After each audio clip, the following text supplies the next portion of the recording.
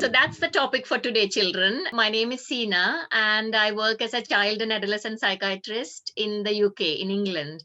The age group is 0 to 18, the children I work with. Yeah. And I have been in the UK for 25 years now, long time. A disclaimer, it's a huge topic. I'll be just giving you a flavor or a taster today. And the hopes of today's session is to give you a menu of strategies, like a buffet, in which you can pick up what works for you. You can pick up the strategies which resonate with you, which connect with you.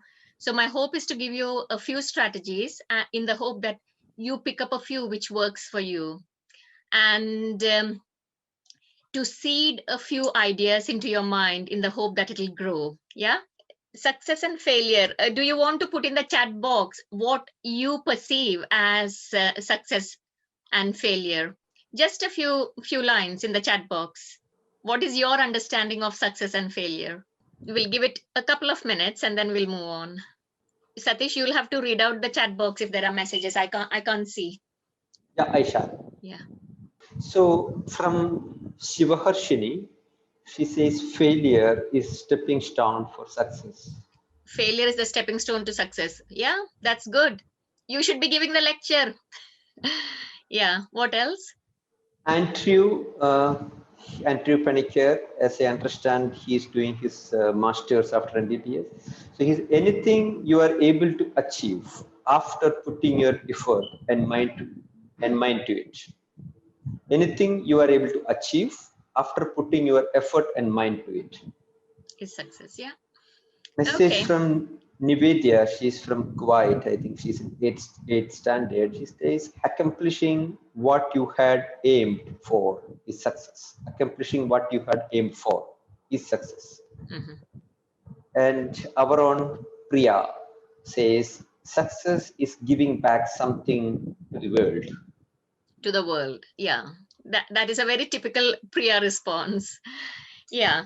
So let's, all of you are right in your own ways because it is quite subjective. There is no one single universal definition for success or failure, and you can deconstruct it and unpack it and interpret it in different ways. But all of you are correct in what you said.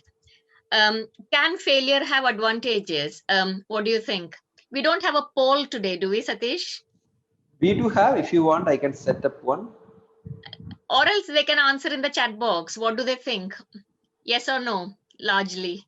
Shraddha says failure is not the opposite of success. Exactly. That's one of my slides, actually.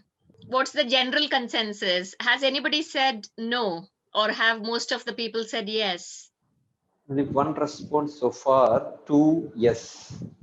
So I'll give you the answer. The answer is yes. Failure can have advantages. I'm not saying always, but it can have advantages. And reframing a failure. This is a Michelle Obama quote. Failure is an important part of your growth. Don't be afraid to fail. I will go one step further to Michelle Obama and say it's an essential part, not just an important part. Yeah.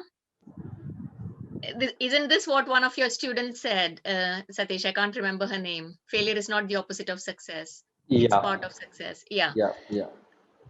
The advantages of failure, it can give something called psychological immunity. The concept of psychological immunity is, when you get a cold virus, your body fights against it and becomes immune to it, doesn't it? If you were to get chicken pox or something like that, a virus, your body fights against it and gets immunity. Similarly, adversity or anything negative in your life can give you resilience and can build your resilience and give you psychological immunity.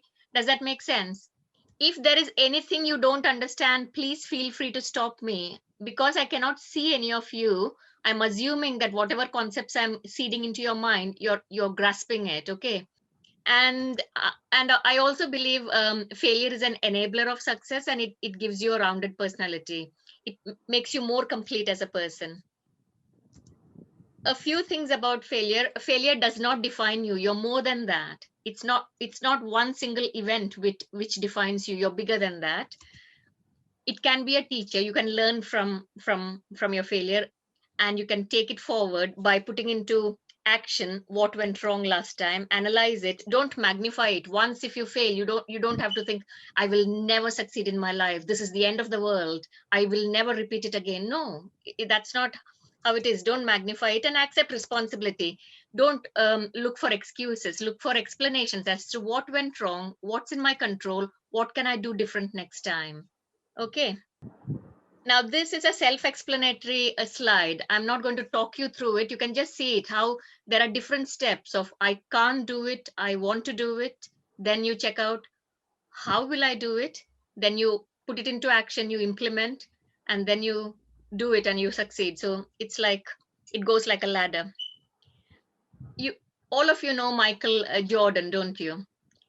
He is the one of the greatest legends in basketball. Recently, we lost a legend in football, didn't we? Diego Maradona.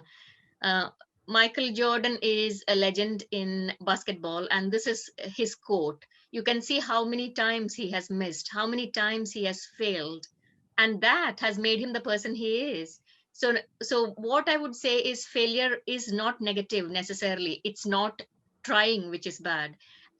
What the carry home message is, don't give up. Okay. Have any of you heard this before? Unconscious incompetence, conscious incompetence, conscious competence, and unconscious competence. It's a mouthful, isn't it? Have any of you heard this before? Shall I explain what it is? Yeah. Yeah, It's in ma'am. sorry, Yeah, ma'am. We haven't heard it before. you haven't heard it before. So unconscious incompetence means you don't know that you don't know, means you have no insight.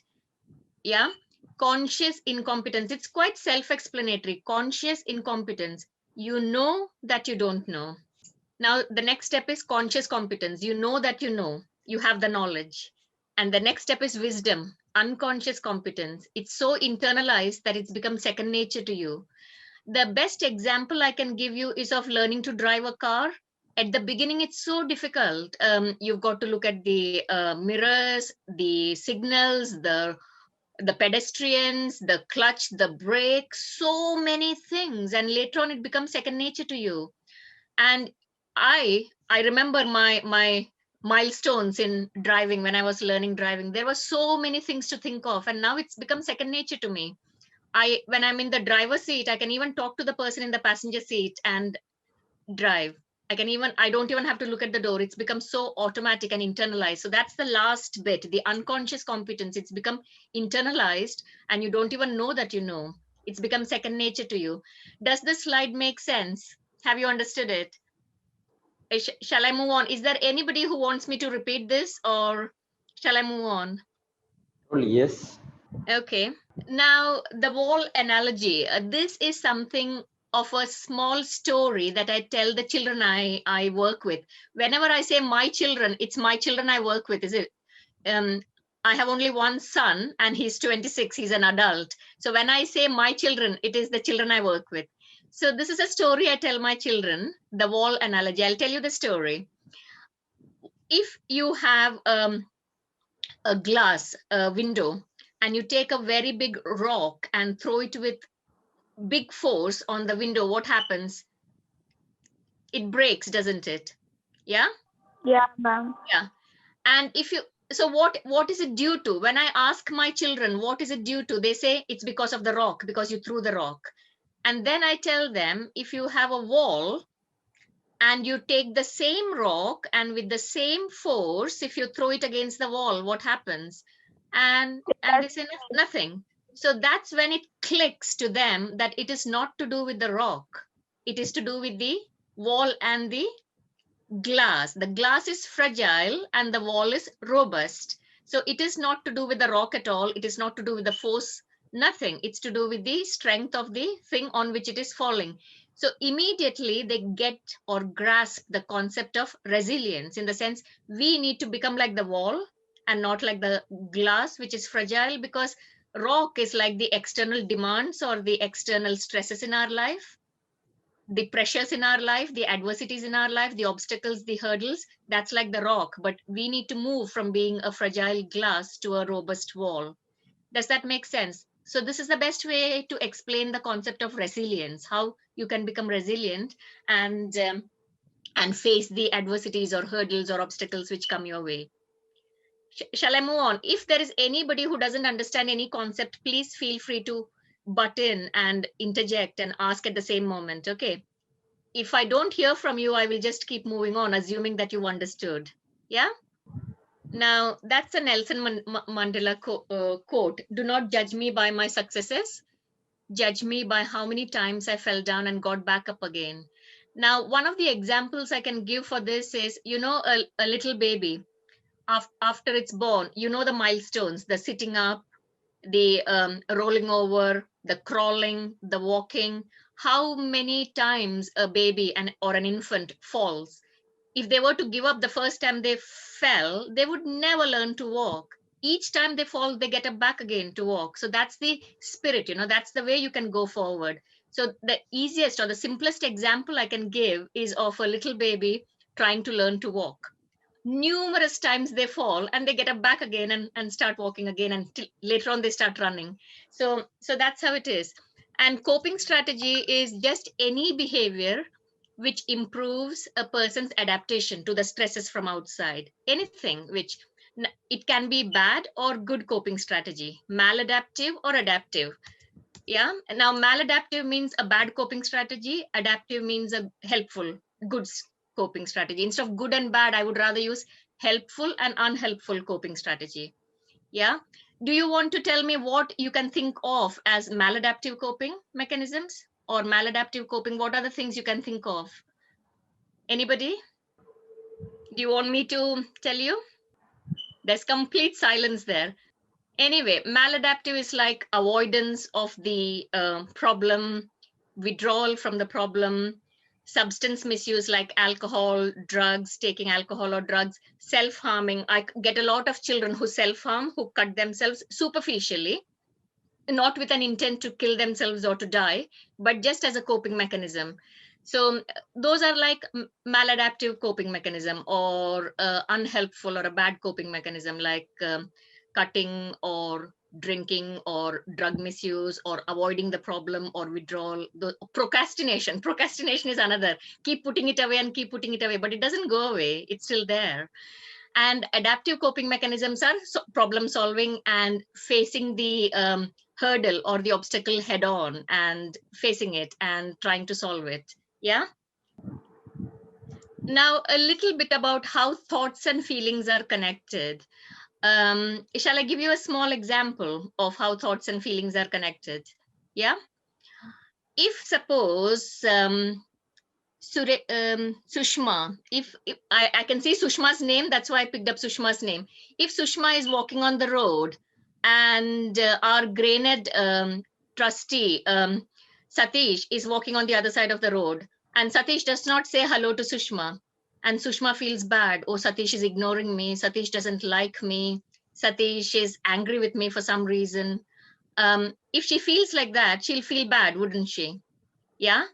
But if you were to change the way you think, instead, if you think, oh, Satish has got Seena's lecture today, he's got one more lecture at 6:30. He's very busy managing these online lectures.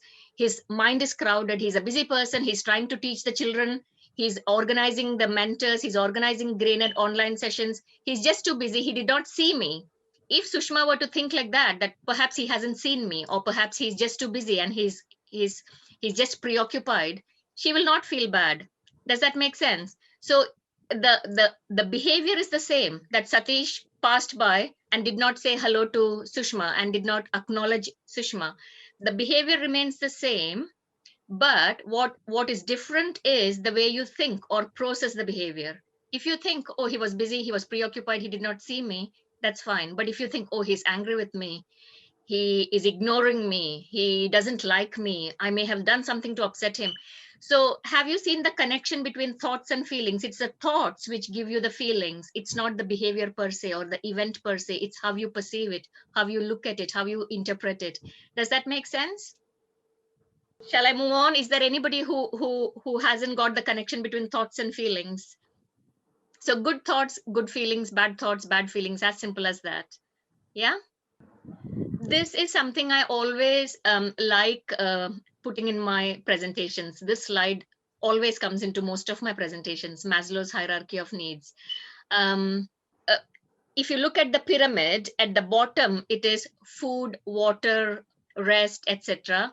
Just above physiological or water, food needs, it's security and safety. And above that, it is belongingness, belonging to a community, belonging to a group of friends, belonging to a family, belonging to a country, belonging to a nation, that kind of belongingness needs. Above that is self-esteem and self-confidence and accomplishments. And above that is self-actualization. And self-actualization simply means achieving your fullest potential, being the best person you're capable of being the best Satish is capable of being, or being the best Nivedya is capable of being. And we owe it to ourselves to self-actualize. We owe it to ourselves. Every person, every human has got inbuilt propensity for self-actualization. We only need to remove the obstacles or the hurdles in the way, which come in the way of self-actualization, so that we can uh, move towards self-actualization. Yeah. And the best competition is with our own selves, because we want to become better as a person. It's not with other people. Has this Maslow's hierarchy of needs made sense? I'm just assuming that all you children are having your basic bottom of the pyramid needs met, like you're in good families, feel safe and secure, you've got a belongingness in your friend group, in your peer group, in your community, in your family. All those bottom needs are met, and you're somewhere at self-esteem and self-actualization, the top two. Yeah. So should probably we can just wait to hear from them, because nobody has responded anything, right? So can you all respond in chat whether have you got this or haven't got this? Because she can't see you, and if I nobody can't responds. see, I can't see any of you, not any of you. I can see three people's names, Suresh, Sushma, and Nivedya. Three names I can see. I can't see any of you. I feel like I'm talking to the computer monitor. So it's very difficult to gauge the response from you people. So few people have message. Yeah, it is clear. Yes, yes, yes. Okay. Okay, few 5-6 people have message. Okay. Okay. Yeah. So if you can give a response back, either you have understood or you have got or you have a doubt, I think that will give some kind of a feedback back to the person who's teaching. Okay, students? If anything, I'm not keen on knowing if you have understood. If you haven't understood, I would like to explain it further. So if you haven't understood, let Satish know through the chat. If you've understood, that's great. There's no need to flood the chat box with messages. If you haven't understood, let me know, so I can sort of repeat it. Yeah, we'll crack on. Yeah. This is a Salvador Dali painting, and this I have put this quote. Salvador Dali was a surrealist painter, and I've put this quote just to show sort of self-actualization. At the age of 6, I wanted to be a cook. At 7, I wanted to be Napoleon. My ambition stopped when I became Dali. So what you should strive for is to become the best possible person you're capable of being, the best possible Nivedya you're capable of being, the best possible Sushma you're capable of being. Yeah. Now, this is another thing I tell my children whom I work with, the victim versus survivor analogy. Victim is if you see yourself as swimming or in the water, victim is a person who's drowning. Survivor is a person who's just barely floating, just about floating. And a thriver is a person who's swimming ahead, who's moving forward. And a winner is a person who's reached his destination. So these are not compartmentalized, and these are not set in stone. You can move from one to the other. Some days you may feel like you're drowning, you can't cope. The next day you'll perk yourself up and you'll pick yourself up and do some work. And the next day, so it can go, life doesn't go like a straight line. It can go 4 steps forward and 2 steps back, 4 steps forward and 1 step back. So as long as the gradient is upwards, it's fine. Yeah. Instead of 2 steps forward and 10 steps back, as long as you're edging forward, it's fine. A few slips or a few hiccups are fine. That's how life is. Life is never a smooth line. Yeah. Has this concept made sense? If anybody doesn't understand, put it in the chat box and I can repeat it. So this is one of the analogies I give my children, and they get it, they grasp it. So I tend to glorify suffering to some extent. Yeah, I romanticize and glorify suffering. And this is a quote which my mother had told me when I was young, and it has stayed with me all my life. It's the wounded oyster that mends its shell with pearl. So even setbacks can make you a better person rather than becoming a bitter person. You can become. The other example I give is of Viktor Frankl. Viktor Frankl was a Jewish neurologist and psychiatrist who faced the Holocaust concentration camps. He was in the concentration camps in the Holocaust. And after 6 years in the concentration camp, you can imagine 6 years in the concentration camp where he lost his father, mother, brother, and wife, he came out shining. And he wrote the book, Man's Search for Meaning. It's amazing, the resilience. It's amazing that even a concentration camp did not break him. And he started the existential therapy. So what I'm saying is suffering can make you grow. It doesn't always have to destroy you. I'll come to the concept later of post-traumatic growth. Okay, this same thing. What doesn't break you makes you stronger. Yeah, you may have heard of PTSD, post-traumatic stress disorder. Like people who have gone into war, soldiers who have gone into war, they come back with PTSD symptoms, shell shock, something called shell shock. So that is PTSD, post-traumatic stress disorder. It's with intense trauma that they have nightmares and anxiety and sleeplessness and those kind of things. So trauma can make you or break you. It can lead to either PTSD, like a post-traumatic stress disorder, or it can lead to post-traumatic growth. There is a concept called post-traumatic growth, that trauma can shatter or break all the fundamental assumptions and break your foundation or shake your foundation, and from there you build yourself back again. Has that made sense, or was that too difficult a concept? Anybody who hasn't got it, I can repeat it. So few have messaged that they understood it. So one, Shraddha has told she did not get it. Okay, Shraddha, I'll move this way so that there's more light on my face. Yeah. Shraddha, what it means is,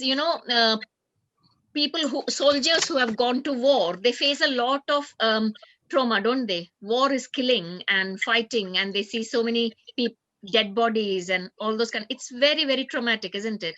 So it can either make them or break them, in the sense, if they come back from war, there is something called shell shock. Shell shock is because of the trauma that they have faced, and it can give them nightmares, anxiety, sleeplessness, lots of difficulties. So trauma can either make you or break you. So it can cause PTSD. We call it PTSD. We psychiatrists call it PTSD, post-traumatic stress disorder. So it can either cause PTSD, or it can even lead to post-traumatic growth. There is a concept called post-traumatic growth, in the sense you get affected by the trauma, you completely break, and that becomes the bottom line for growing and for building yourself back again.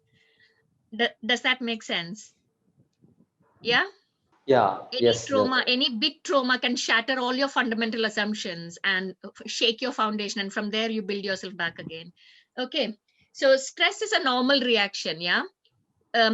Stress, people think stress happens only when you lose a person dies, or you have something negative. It can be even positive, even having a baby or moving house. Now, moving house is a nice thing, isn't it? It's a positive thing. Or getting a promotion and going to a bigger job. Now, promotion is a good thing, but even positive things can cause stress, because it taps into the resources of your body, whatever resources you have. So the demands increase, and when the demands increase, it is stressful. But there is something called good stress and bad stress. I'll come to that this is just a nice quote which I like, so I've put it. A diamond is just a piece of charcoal that handles stress exceptionally well. Yeah, so I like this quote, so I've put that there. And managing external pressures and developing your emotional resilience. This sort of ties in with the analogy of the rock and the wall, which I told you. Sometimes external pressures we can't change. We may not have control over the external pressures, but we can have control over what we can do to manage those external pressures. Yeah. So that's the quote which I've put. If we can't direct the winds, we can adjust our sails. So if the external pressures are not within our control, if it's beyond our control, we can manage we can develop our own strategies to cope with the external pressures. How many of you feel overwhelmed by stress and need help? Now, this may be something personal. You may not want to divulge it here in the group, but just think about it. Is your stress too much, or is it still within your capacity to cope? How do you feel? Just ask yourself. I'm not, if you don't want to divulge it, if you don't want to put it in the chat box, that's fine. But ask yourself, are you managing your stresses in your life, or are you succumbing to it? Are you crumbling, or are you able to manage? Are you able to cope? Because you will have exams, coursework, pressures from parents and teachers to perform, certain expectations of the grades that you need to get. So all those things are there in your life. Relationship issues, boyfriend, girlfriend, whatever, all those things are there. So So these are the answers. Krishna Anjali told yes. Shraddha tells she's able to manage. Shiny tells yes. yeah, okay. So you guys are doing well. And I suspect that a person who can't cope, it'll be difficult for them to answer it in the chat box. You can message separately. That's fine. One person has Let's written, move on to the, one sorry? person, no, Benedict has written, no, I don't. I am not sure what exactly. Okay. Okay. Benedict will come back to you later, okay? Yeah, I'm glad you were honest and I appreciate your honesty. Now, there is something called eustress and distress. Now, this sounds a little bit paradoxical. It sounds counterintuitive that there can be good stress and bad stress, but good stress is eustress and bad stress is distress, okay? I'll explain this concept in the next slide. So don't worry about it now if you can't get this. What is good stress and what's bad stress? Does this graph make sense to you? On one axis, it's performance and the other axis is stress. Yeah. So when the stress is very low, or the anxiety, you can even say good anxiety, bad anxiety, good stress, bad stress. If the stress is very low, you become complacent and you're horizontal. You can't be bothered to do any work. And if the stress is too high, you feel crippled by stress, or you can't function. It's too crippling or paralyzing. But if the stress is optimal or correct amount, then you perform. It propels you. It sort of fuels your performance. Does this make sense, or has this slide made sense? Is there anybody who wants me to repeat it again? It's sort of self-explanatory if you look at it. It's like curve in which performance is on one side, stress is on the other side. And if the stress is very low, your performance is very low. If the stress is very high, your performance is very low. It is a right amount of stress which fuels you. It sort of propels you. So too much of stress is bad, and too less of stress is also bad, because if you're not stressed, then you can't be bothered. You can't be bothered to work or do anything. You're complacent. Has this made sense? So few of them has messaged that yes, it made. For Yeah. 5 of them, yeah. Yeah. And this slide is the same slide, but in a way it is sort of with pictures. It's the same, the previous slide in a graphic way.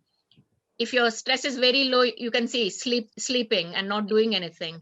Optimum stress, you're performing. Too much of stress, there is disorganization and anxiety. Yeah. Yesterday night, I was in the top optimal level. Yesterday night, I made all these slides. And this morning, I did the custom animation. So that was the optimal level. Last week, I couldn't be bothered to do. So you can see that it's deadlines which make me pressured and make me perform. Yeah.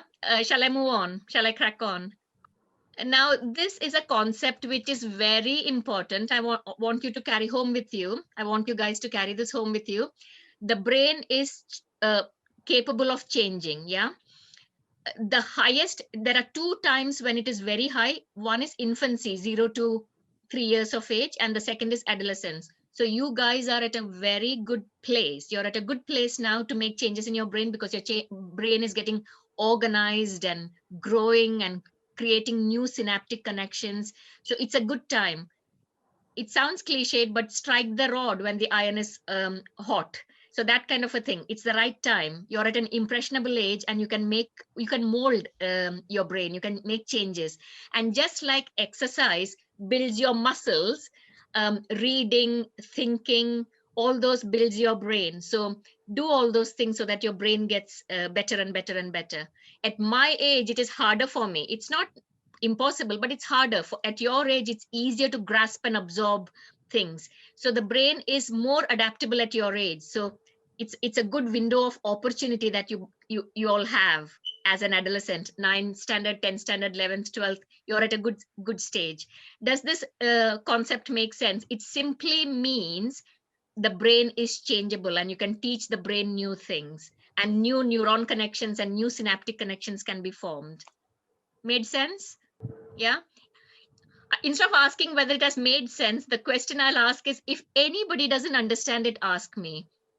If you don't say anything, I'll assume you understood it. If you've not understood it, ask me to repeat it. So 5-6 answers are there. Yes, they have understood. Yeah. So just believe that your brain is neuroplastic and it will continue to learn and develop. So keep stimulating it, keep giving it fuel. This is a toy called Weeble. I don't know whether any of you have seen this toy. It's a roly-poly toy from the 1970s, and it's egg-shaped and its weight is at the bottom. So what happens is it falls and then stands back again. Because of gravity, it goes upright again. It falls and then goes upright again. So it will never stay down. It will spring back or bounce back. So what I suggest is, how many ever times you fall, stand back up again, bounce back again, pick yourself back again. Yeah. The advertising catchphrase for this toy was, the advertisement tagline was, Weebles wobble, but they don't fall down. So that was the tagline. So just remember that. Nobody in this world is without stress. The only people who have no stress is dead people. Dead people have no stress. If you're living and breathing, there is stress. It can be good stress, it can be bad stress, but as humans, we will continue to face adversities, hurdles, hiccups, obstacles, all of us, and we've got to manage it. Yeah. So be like a Weeble. How many ever times you fall down, sit back again, get back upright again. Okay. Now own your journey. I want you to sit in the driver seat of your car, not in the passenger seat. You're the driver seat in your car. You're the driver in your car, not the passenger. Be the authors or the writers of your life script, and own your journey. When we have the courage to walk into our story and own it, we get to write the ending. Somebody else is not writing the script of our story. Yeah. This is about taking responsibility and accurate responsibility. When I talk of accurate responsibility, if you take responsibility for things which are beyond your control, you end up blaming yourself too much. So take accurate responsible just as much as you are responsible for. You don't have to take responsibility for the whole world or for somebody else's fault, or if you take up too much responsibility, you end up with self-blame. That's not needed. And take control of your lives. Every problem has at least one solution, usually more than one solution, but you need to find out which solution fits with you, according to your personality, according to your resources, which solution is the best for you. If any problem comes into your life, you can yourself brainstorm some solutions. These are the options, 4 or 5 options. Which will I choose? And then choose that and act accordingly. Am I going too fast, or are you all with me still? Are you all with me still? Yes. Phew. Okay. Yeah. Okay. And feeling loss of control is one of the main causes of stress. You feel overwhelmed. There is too much happening. And it's like juggling many balls. And if you juggle too many balls, some of the balls will fall down because you can't keep all of them in the air at the same time. So it's like it becomes overwhelming. And you feel empowered when you bite off as much as you can chew. Don't bite off more than you can chew, because it causes stress, because you haven't prioritized. You need to prioritize. If you have so many things you want to do, prioritize so that you focus your energies on what is most important. Have you heard this before? SMART objectives? You may have, if you're in 11th and 12th and all. SMART objectives, it's applicable professionally and personally. Specific, measurable, achievable, relevant, and time scaled. It needs to be, instead of relevant, I usually use realistic. Instead of relevant, the term I usually use is realistic. Your ambition or your goal need to be realistic. Yeah, that's very important because it's futile going for an unrealistic goal. For example, if I were to want to do basketball like Michael Jordan, I won't be able to. It's unrealistic. It's not possible. So I need to work within my limits and within my strengths. So it has to be realistic. Here it is, the word they have used is relevant, but I usually use the word realistic. So these are the kind of objectives you need to have in life. Yeah, goals are good. Goals are good because it gives you a destination to work towards. So that's good, but you need to have realistic goals, time scaled, achievable. Yeah. Exercise is the most potent and underutilized antidepressant.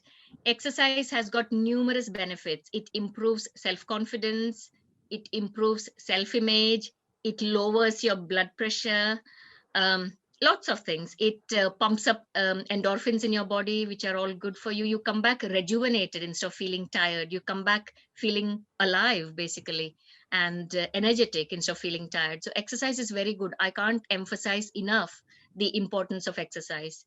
Yeah. So the last bit of my slides are all sort of coping strategies, different kinds. You can decide which one you want to use. Now, reach out. I put a quote by Frida Kahlo. Don't build a wall around your own suffering. It may devour you. It may eat you. Devour is eat you from the inside. And did you see the little picture on the side? Are you okay? I'm fine. That is a person hiding their problems and lying that they're fine.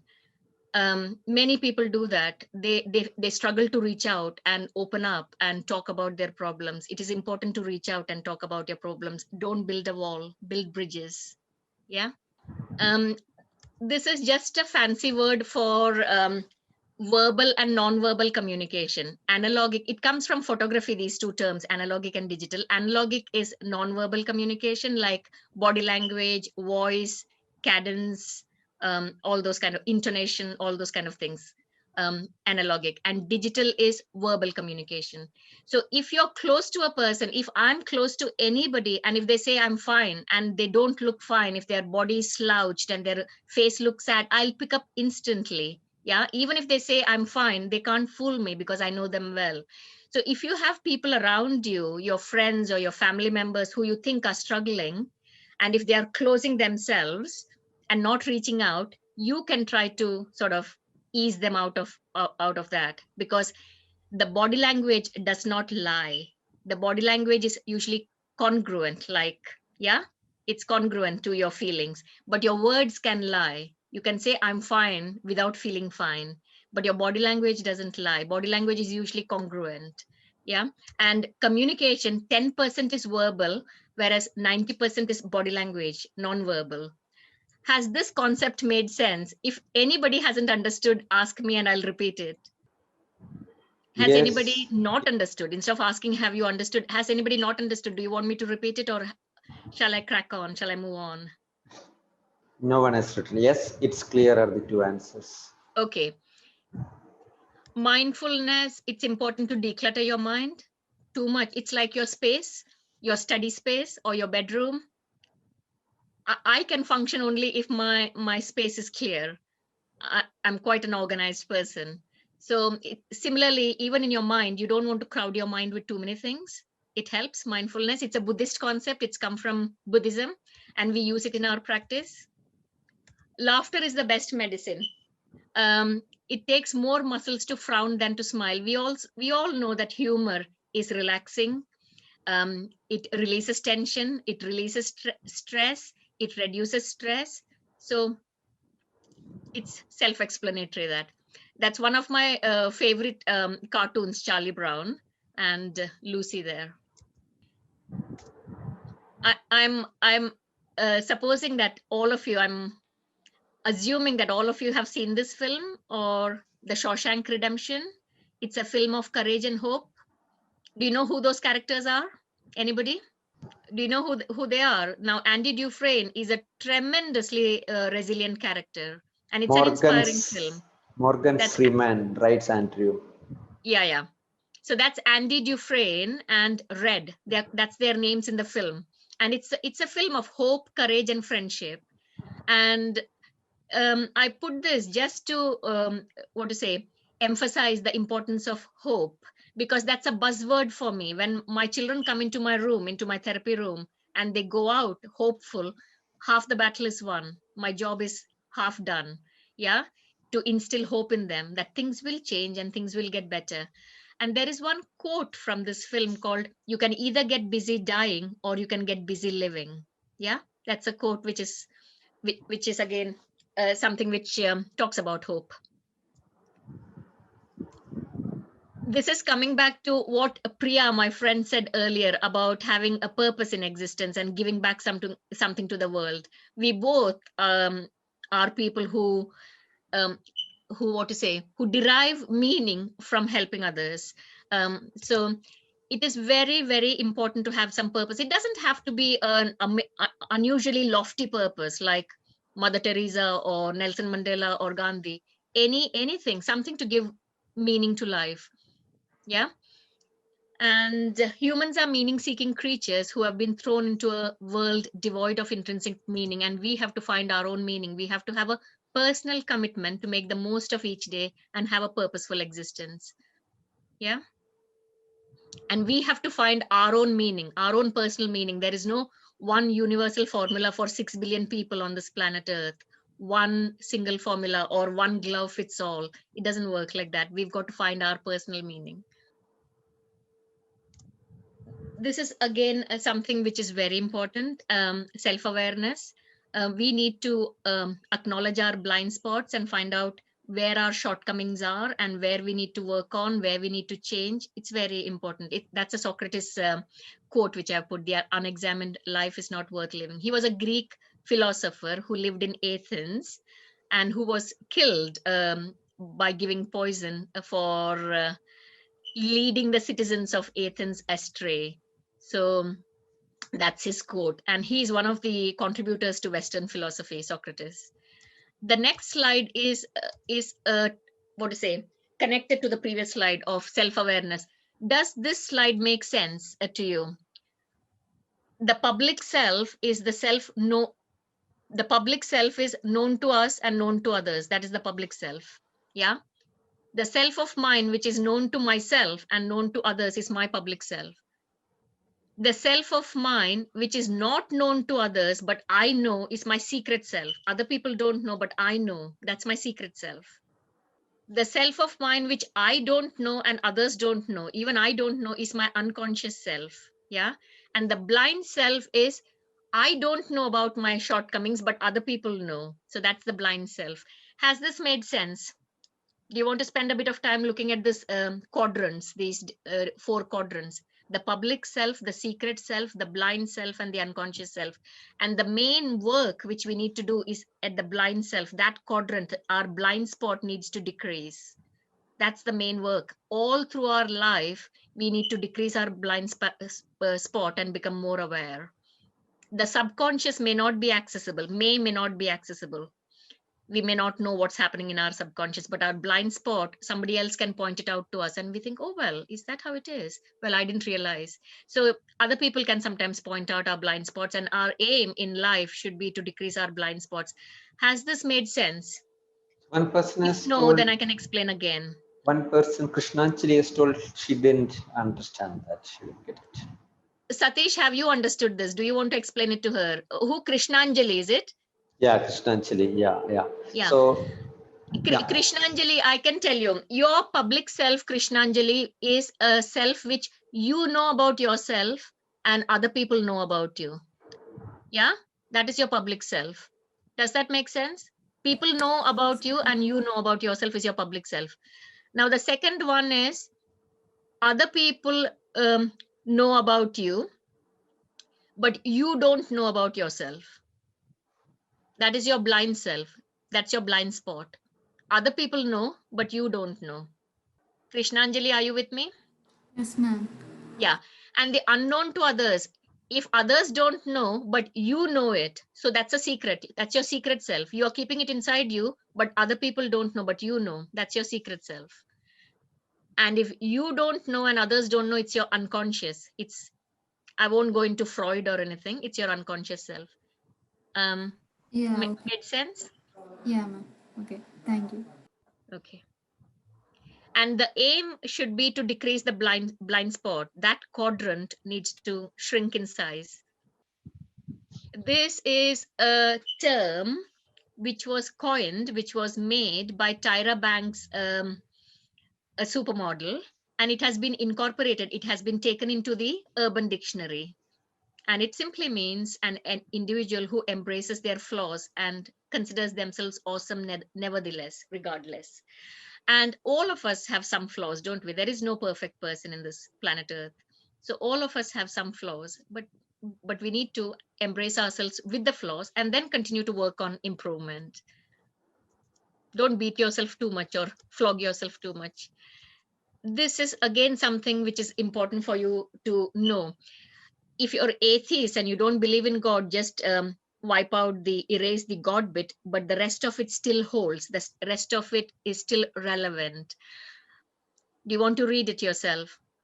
So this simply means you've got to channelize your energies or harness your energies in areas where you can make a difference. There is no point in breaking your head against the wall or putting your energy in an area which you can't change. And you have to know the wisdom. You have to have the wisdom to know the difference between the two, where you can change and where you can't.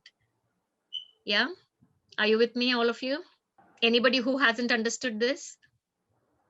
The basic carry home message is you need to put your energy into a place where you can make a difference and you can make a change, not in other areas, because it's a waste of your energy. And you should have the wisdom to know the difference, what you can change and what you can't change. Yeah. A few people must say yes. They have understood. Yeah. Important to look after yourself because you're the most important instrument or the resource that you have. And it's very important to look after yourself. You can't pour from an empty cup. As simple as that. When I work with children, if it's got 67 colors and 67,000 stitches. And this was my time. I used to listen to music in the background and do a little by little because I work full time. So little by little every day, and it's finished now. And you can see how passion can turn something very ordinary into extraordinary. And in case you don't believe that I've done it, I've put a photograph of mine with the framed picture, completed picture there. And some carry home points to remember. We saw earlier on, didn't we, that success and failure can be defined in various ways. Competition can be healthy. Compete with yourself and become the best possible person you're capable of being. Changing your thinking can change the way you feel. I gave an example for that earlier on. Change has to start from within and ripple outwards. Forgiveness works wonders. Look after yourself. Self-awareness is important. And have realistic goals and put in your best effort. Yeah. This was a composer, Beethoven, who became deaf at the age of 30 and continued to compose after that, after he became deaf. Can you believe? A music composer who's gone deaf and created his masterpieces after that. So that's how some people are unstoppable. And that's an etching which I have done. It's my drawing. Any questions at all? I've kept the time today and I've worked within time. Any questions at all? We will be doing we will be doing a part 2 next week. And if you have questions, send it to Satish and I will elaborate on the questions that you have in the part 2 next week. I'll go deeper into certain areas. Nivedya, any questions? Shraddha, Krishnanjali? I can see your names, but I can't see you. My goodness, pin drop silence. Should we close the presentation? Sorry? Should we close the slideshow? How do I do that? I can do that. Okay. Yeah, I've done that. Yeah. Should I assume that all of you have understood everything that I have said today? Nobody has any questions. Good morning. My name is Andrew. I just attended your session. It was quite informative.